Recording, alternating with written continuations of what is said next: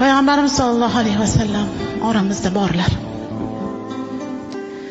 Biz u zot sollallohu alayhi vasallamga salotlar yuborib, salomlar yuborar ekanmiz.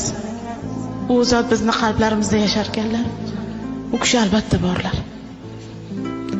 Biz sunnatni tiriltirib unga amal qilar ekanmiz. Albatta borlar. Hayotimizda biror qiyinchilik bo'lar ekan, u zot sollallohu alayhi vasallam siratlariga qaytarkanmiz. U zot borlar. Bu dunyodan to'yib kim bilan dardlashishni bilmas ekanmiz. U zotga borar ekanmiz. Albatta u zot oramizda borlar. Va albatta inshaalloh